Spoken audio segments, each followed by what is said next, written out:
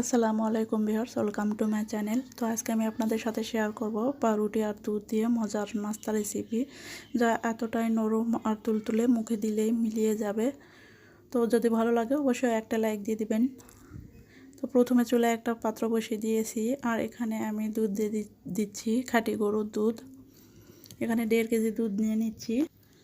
তো গুঁড়া দুধ দিয়েও কিন্তু এই নাস্তাটি বানিয়ে নেওয়া যাবে। এখন এখানে দিয়ে দিচ্ছি 3টা এলাচ। তো এলাচ গুঁড়াও ব্যবহার করতে পারবেন। তো এলাচ দিলে কিন্তু খুব সুন্দর একটা ঘ্রাণ বের হবে। এখন একটু নাড়াচাড়া করে নিচ্ছি, তা না হলে কিন্তু নিচে লেগে যেতে পারে। তো নাড়াচাড়া করে দুধের একটা বলক তুলে নিচ্ছি।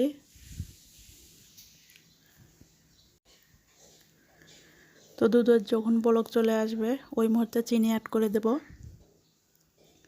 এখন এখানে 1 কাপ চিনি অ্যাড করে দিচ্ছি। আপনারা চাইলে কম বেশি করে দিতে পারেন। তো চিনিটা একটু নাড়াচাড়া করে মিশিয়ে নিচ্ছি।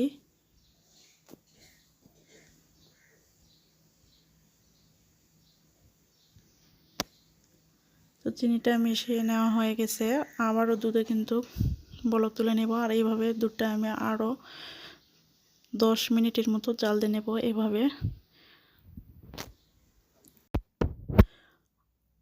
এভাবে কিন্তু অনবরত নাড়তে হবে, তা না হলে চারপাশ দিয়ে কিন্তু সর লেগে পুড়ে যাবে। তো দুধের কিন্তু বলক চলে এসেছে আর এভাবে কিন্তু দুধটা জাল দিয়ে ঘন করে নিতে হবে। আমি 10 মিনিট জাল দিয়ে নেব দুধটা। তো চাইলে কিন্তু গুঁড়া দুধ দিয়েও এই দুধটা ঘন করে নিতে পারেন। তো তো এখানে কিন্তু আমি গুঁড়া দুধ ব্যবহার করিনি, এই দুধটা আমি জাল দিয়ে ঘন করে নেব। তো এভাবে অনবরত নেড়ে চেড়ে আমি জাল দিয়ে নেব দুধটা ঘন করে। তো দুধের কালার কিন্তু চেঞ্জ হয়ে এসেছে আর দুধটাও কিন্তু অনেকটাই ঘন হয়ে এসেছে। তো দেখতে পাচ্ছেন দুধটা একটু লাল লাল হয়ে গেছে। তো দুধটা কিন্তু আমার জাল দেওয়া নেওয়া হয়ে গেছে। এখন আমি নামিয়ে নিচ্ছি চুলা থেকে। আর এখন আমি কয়েক পিস ব্রেড নিয়েছি এখানে।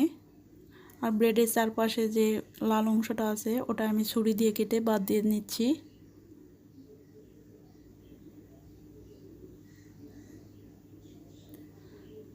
তারপরে এভাবে কোণে অনুযায়ী আমি কেটে নিচ্ছি। তো যে কোনো শেপ দিয়ে কেটে নিতে পারেন। তো সবগুলাই কিন্তু এইভাবে আমি কেটে নেব।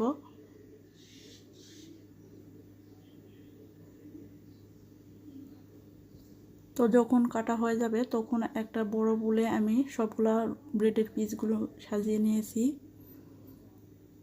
এখন আগে থেকে শিরা যেটা দুধের করে রেখেছিলাম ওই শিরাটা আমি এখানে দিয়ে দিচ্ছি।